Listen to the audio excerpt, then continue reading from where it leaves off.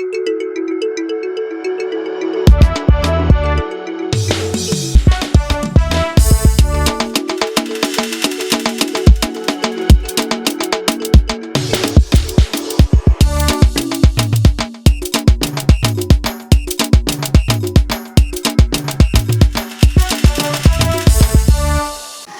téléspectateurs de Bantou TV, salut. De nos jours, on note un grave désintérêt et une négligence à nul autre pareil des langues locales au profit des langues étrangères. Alors que 60 ans après les indépendances, la plupart des pays africains n'ont pour langue officielle que la langue coloniale, nous sommes en droit de nous interroger sur le statut réel de nos États dits indépendants. La faible volonté des décideurs politiques, le manque de compétitivité de nos langues, leur extrême diversité, le faible taux de locuteurs et un manque criard d'enjeux sont des raisons au cœur de la stigmatisation de nos langues locales qui sont dévalorisées, négligées, reléguées au second plan, voire menacées de disparition totale. La problématique est celle-ci.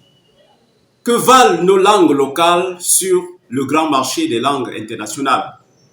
Quelle est leur valeur marchande sur le comptoir des produits culturels? Quelles sont les mesures à prendre pour faire de nos langues des réelles opportunités sur le plan économique? Comment faire pour endiguer la pression des langues étrangères qui menacent les nôtres d'extinction totale? Pour éclairer la lanterne des téléspectateurs de Bantou TV, nous avons fait venir sur ce plateau M. Moïse Fekam de Talla, écrivain, enseignant multilingue, analyste linguistique, consultant en matière de langue et politique linguistique. M. Fekam de Talla, bonjour et bienvenue sur le plateau de Bantou TV. Bonjour, Monsieur Ndende Talla Bimamekam, et merci pour l'opportunité de cette belle tribune que vous m'offrez. Je voudrais saisir cette opportunité pour saluer tous les fiers Africains et en particulier les nombreux Camerounais qui m'écoutent du nord au sud, de l'est à l'ouest, ainsi que la très grande communauté Ngumba qui est à l'écoute de cette émission. Oui, vous êtes, nous avons annoncé dans les propos liminaires, vous êtes enseignant multilingue, analyste linguistique, consultant en matière de langue et de politique linguistique. Peut-être avons-nous oublié certaines de vos casquettes. Pour le moment, je préfère qu'on s'en tienne à cette casquette-là parce que j'ai des casquettes multiples. Mais celle qui sied le mieux à votre programme, c'est celle d'analyste linguistique et d'expert en matière de langue et de politique linguistique. Analyste linguistique, M. Fekam de Talla, rentrons dans le vif du sujet. C'est quoi un enjeu, puisqu'aujourd'hui on parle de l'enjeu des langues locales bantou? C'est quoi un enjeu? Bien, un enjeu, c'est tout simplement une source de motivation. C'est ce qui nous pousse à agir, c'est ce qui nous pousse à faire ou bien à ne pas faire quelque chose.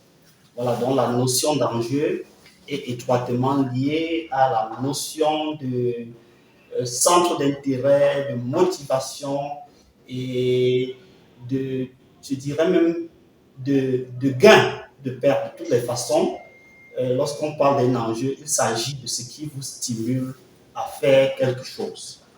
Dites-nous, l'enjeu peut-être c'est sur le plan économique, mais pourquoi est-ce que nos langues ne sont pas compétitives? Pourquoi on ne trouve pas un enjeu à développer les langues locales dans la zone bantou? On ne trouve pas cet enjeu du fait de l'ignorance, parce que en fait, les gens ne trouvent pas en nos langues de réelles opportunités d'investissement pour les simples raisons qu'elles sont entourées de beaucoup de préjugés. Déjà, on vous dira que ces langues-là ne portent pas beaucoup sur le plan international.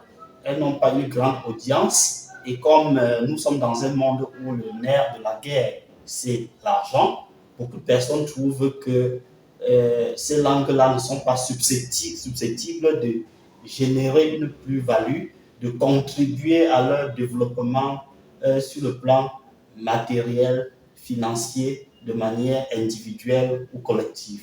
Sur le plan professionnel, dit-on, les langues ne donnent pas l'argent, comme on le dit dans le jargon populaire. Êtes-vous de cet avis? Oui, sinon, quels sont les différents enjeux qui peuvent booster la pratique d'une langue, de telle sorte qu'elle devienne rentable?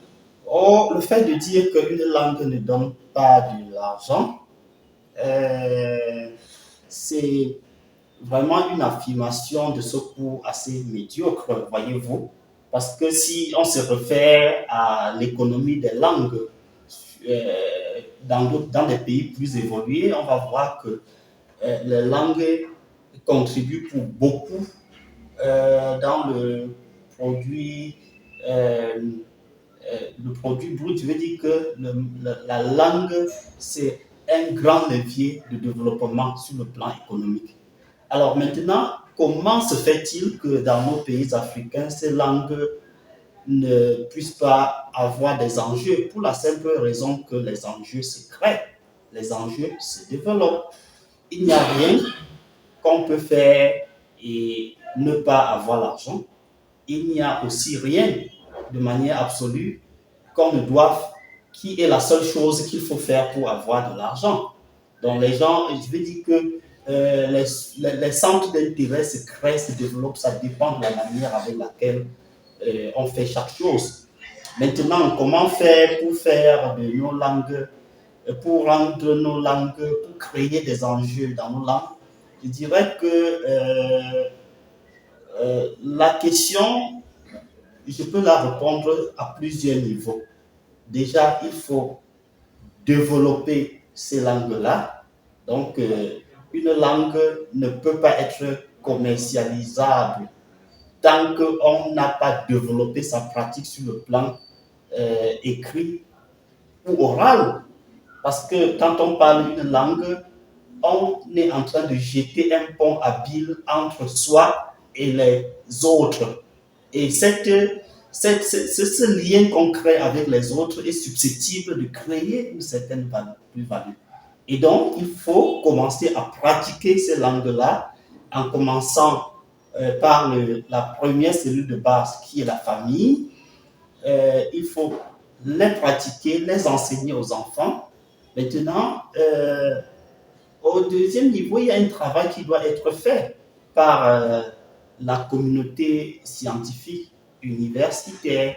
C'est-à-dire que les linguistes doivent développer ces langues-là, les mettre dans une documentation et de cela même va naître un enjeu parce que si les langues sont développées par les linguistes, ça va faciliter leur insertion dans les programmes scolaires universitaires. Imaginez-vous une langue dont on n'a pas développé la grammaire, on n'a pas développé les dictionnaires, on n'a pas développé. Cette langue-là est appelée à être une langue morte parce que de ce coup-là, on ne peut pas les enseigner à l'école, on ne peut pas les introduire dans les programmes scolaires et du coup, c'est déjà un enjeu en moins parce que le simple enjeu scolaire, l'enjeu que, voilà, il faudrait qu'on enseigne, il faudrait que nos langues soient pratiquées parce qu'on va réussir un examen scolaire, parce qu'on va réussir un examen universitaire, c'est un enjeu. L'identité, c'est un enjeu. Parce que la langue, c'est un facteur identitaire, c'est un enjeu culturel. Maintenant, sur le plan économique,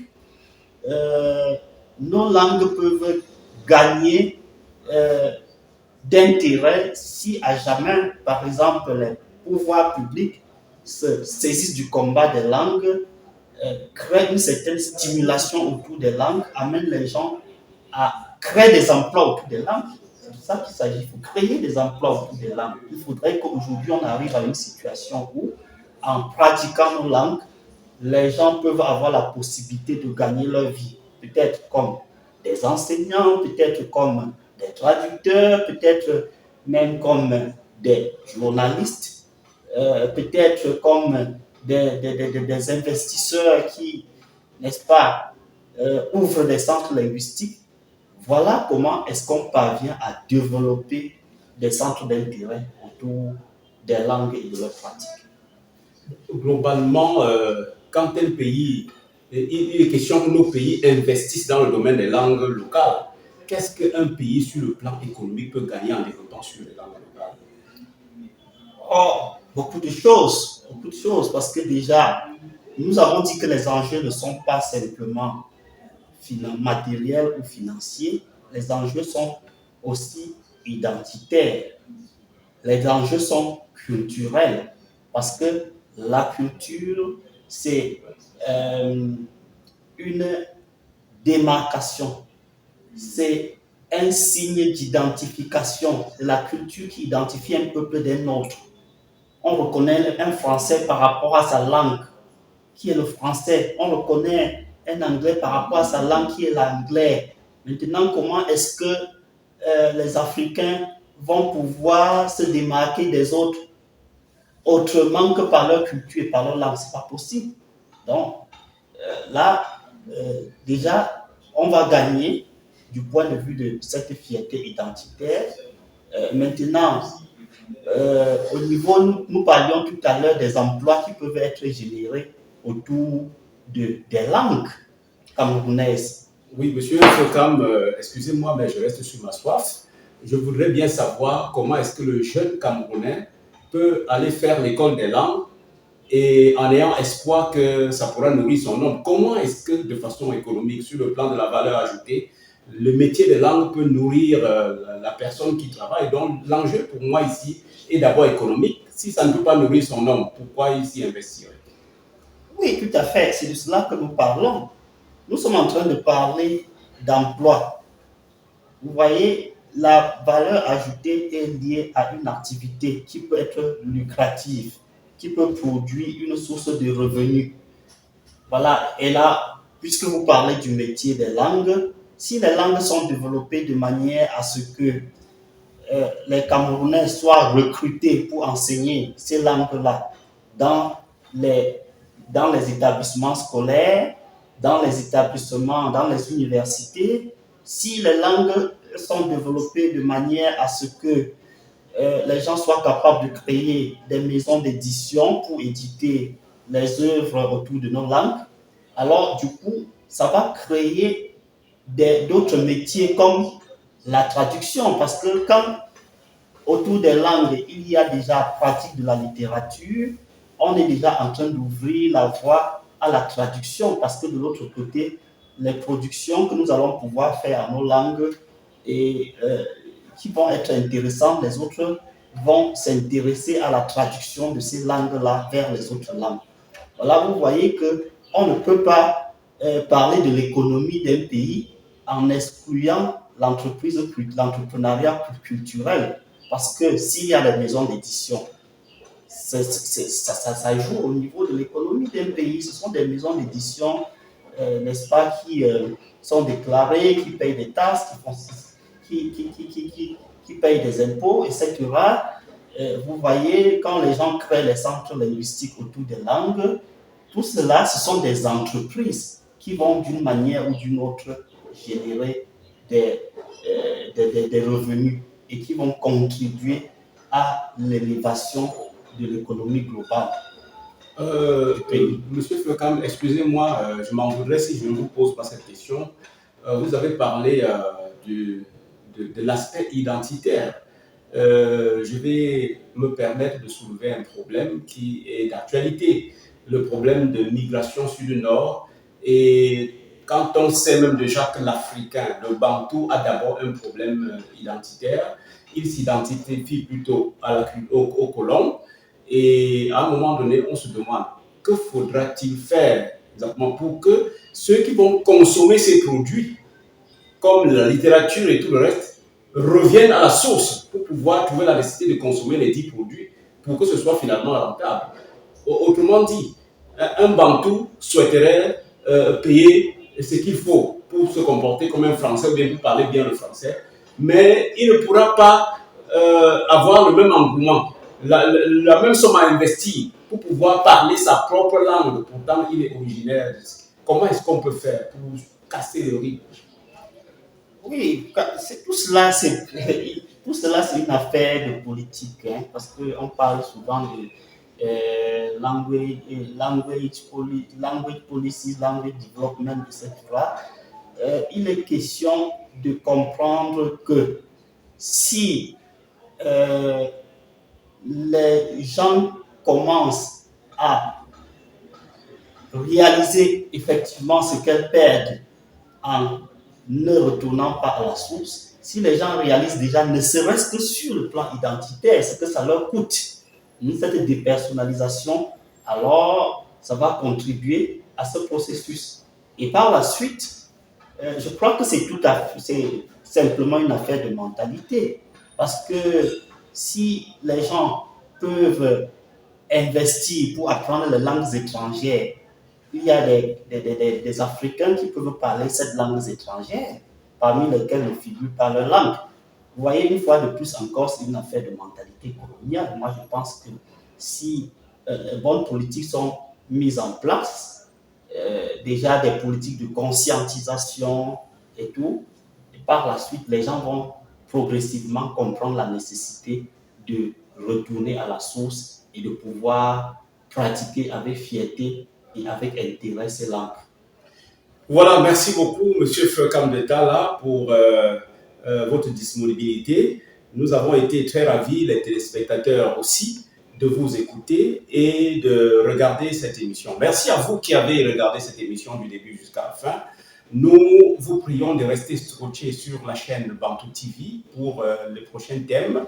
Ne manquez pas de vous abonner pour ne pas rater les prochaines émissions. Abonnez-vous et likez nos langues et les cultures Bantou. Donc, à nous revoir à très bientôt sur la chaîne Bantou TV.